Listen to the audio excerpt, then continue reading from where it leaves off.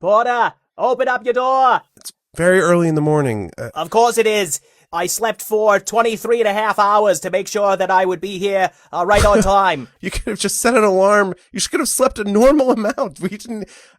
Okay, I've just slept 1 hour. You should have planned your timing. Come in. Come on in. Thank you. Do you have some coffee? I mean, I literally just woke up. Okay, I'll make some instant coffee. Sure, I'll put on a pot of water.